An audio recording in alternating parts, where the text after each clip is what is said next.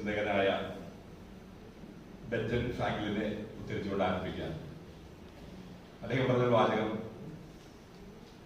മനുഷ്യൻ ഏറ്റവും കൂടുതൽ ഇൻവെസ്റ്റ് ചെയ്യേണ്ടത്, ഏറ്റവും കൂടുതൽ റിട്ടേൺ തരുന്നതുമായത് അത് നോളജാണ്, അല്ലെങ്കിൽ എഡ്യൂക്കേഷനാണ്.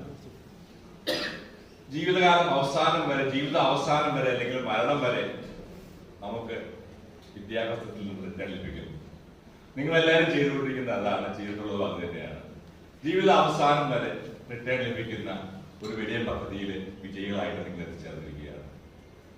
നമുക്കറിയാം, ഓരോ തവണയും ഞാൻ ഈ ഗുരുകുലത്തിൽ ചെല്ലുമ്പോൾ ഞാൻ കാണാറുണ്ട്, വളരെയധികം കഷ്ടപ്പെട്ട് രാവിലെ 6 മണി മുതൽ 10 മണി വരെ ഇരുന്ന് പഠിച്ച് വർഷങ്ങളോളം മെനക്കെട്ട് ഒക്കെ സ്വന്തം ജീവിതത്തിലെ എല്ലാ സുഖ സൗകര്യങ്ങളും ഒഴിഞ്ഞു വെച്ചാണ് നിങ്ങൾ എല്ലാവരും ഇത് നേടിയെടുത്തിട്ടുള്ളത്. ഡോക്ടർ ജോൺ മംഗലം, അദ്ദേഹവുമായിട്ട് വേറെ ഒത്തിരി ബന്ധങ്ങൾ ഞങ്ങൾക്കൊണ്ട് നേരത്തെ സൂചിപ്പിച്ച കാര്യം തന്നെയാണ്. ജീവധാരയുമായിട്ട് ഒത്തിരി ബന്ധങ്ങളുണ്ട്. കഴിഞ്ഞ 2 മാരത്തോൺ ഞങ്ങൾ ആ കോളേജിൽ വെച്ചാണ് നടത്തിയത്. അത് 100% അദ്ദേഹത്തിന്റെ പിന്തുണ ഞങ്ങൾക്കുണ്ടായി.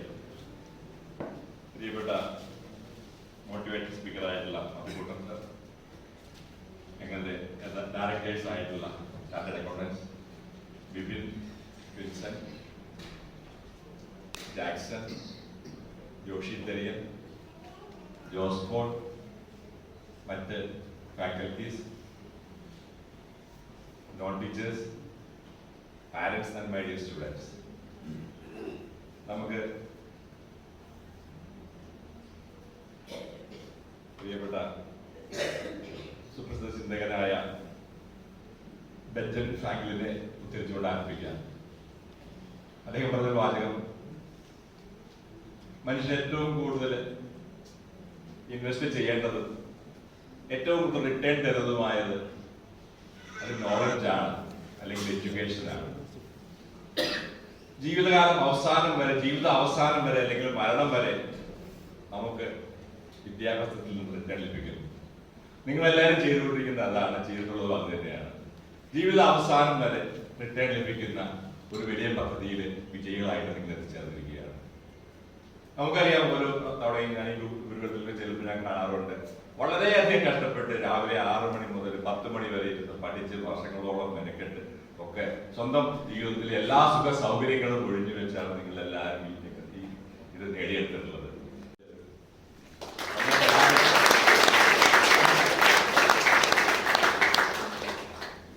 രണ്ടാമത് വരുന്നത് ഞങ്ങളുടെ പ്രിയപ്പെട്ട ഫാക്കൽറ്റീസ് ആണ്.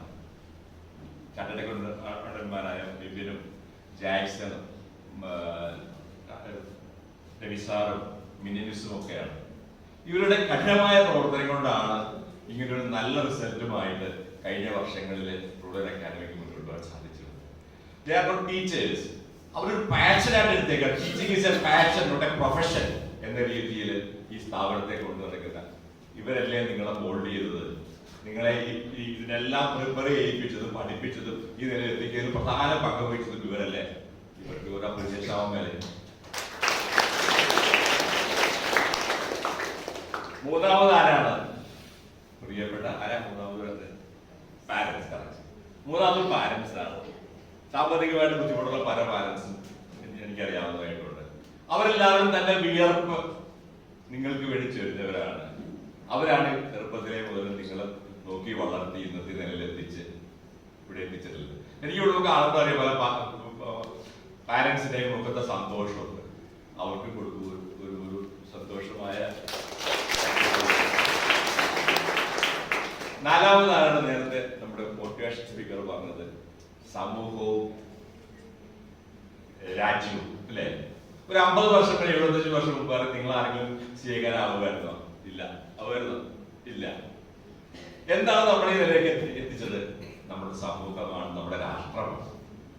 അത്രമാത്രം വളർച്ച നമ്മുടെ സമൂഹത്തിൽ സംഭവിച്ചിരിക്കുന്നത്. സ്കൂളുകൾ വന്നു, കോളേജുകൾ വന്നു, ഞങ്ങളെ സ്ഥാപനങ്ങൾ വന്നു. ഇതെല്ലാം എങ്ങനെ ഉണ്ടായത്? ഈ സമൂഹത്തിന്റെ വളർച്ചയോടുണ്ടായത്. അപ്പൊ നമ്മൾ ഏറ്റവും കൂടുതൽ കടപ്പെട്ടിരിക്കുന്ന ആരോടാ? സമൂഹത്തോടാണ്. ഈ സമൂഹം വളർന്നില്ലായിരുന്നെങ്കിൽ നമ്മൾ വളരില്ലായിരുന്നു. അതോടൊപ്പം തന്നെ നമ്മുടെ ഈ സമൂഹത്തോടുള്ള ബാധ്യതകൾ നമുക്കുണ്ട്. നേരത്തെ ജീവധാര ഓർഗനൈസേഷൻ ചെയ്യുന്നത് തന്നെയാണ്. നമുക്ക് ഈ സമൂഹത്തോടുള്ള ബാധ്യത നമ്മുടെ ബുദ്ധിയായാലും ശക്തിയായാലും ധനമായാലും ഇത് നമുക്ക് വേണ്ടി മാത്രമുള്ളതാണ് അല്ല. ഈ സമൂഹത്തോട് അവകാശപ്പെട്ടതാണ്. നാം ഒരല്പം ഭക്ഷണം കഴിക്കുമ്പോൾ ഒരു അമ്മ ചോറെടുത്ത് വയ്ക്കുന്നു, പ്ലേറ്റിൽ ചോറെടുത്ത് വയ്ക്കും അമ്മ. ഈ കഞ്ഞി ചോറോ ഉണ്ടാക്കാൻ എത്രമാത്രം നൂറുകണക്കിന് ആളുകൾ അതിന്റെ പിറകിൽ കൊടുത്തിട്ടില്ലേ?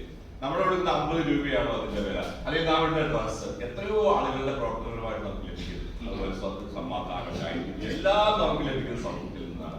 അപ്പോ ഈ സമൂഹം വേണം നമ്മളെ ഈ നിലയിലെത്തിച്ചത്. അപ്പോ ഇന്നലെ ഒരു പ്രസംഗത്തിൽ കേട്ട പോലെ നമ്മുടെ നാം ഈ സമൂഹത്തിന്റെ വിളക്ക് മരമാവുക.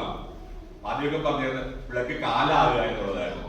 അവ വെളിച്ചം മാത്രമേ ഉണ്ടാവുകയുള്ളൂ. എന്നാൽ വിളക്ക് മരമായാലും ആ മരം വെളിച്ചം നൽകുന്നു, തണൽ നൽകുന്നു, മനോഹരമായ സൗരഭ്യം നൽകുന്നു, കായികങ്ങൾ നൽകുന്നു. ഇതാണ് എനിക്ക് നിങ്ങളോട് പറയാനുള്ളത്. ഈ സമൂഹത്തിന് പ്രവർത്തിക്കാൻ നിങ്ങൾക്ക് സാധിക്കട്ടെ എന്ന് ആഗ്രഹിക്കുന്നു, പ്രാർത്ഥിക്കുന്നു. എല്ലാവർക്കും എല്ലാ ആശംസകളും നേർന്നുകൊണ്ട് നിർത്തുന്നു. ജയ ഹിന്ദ്.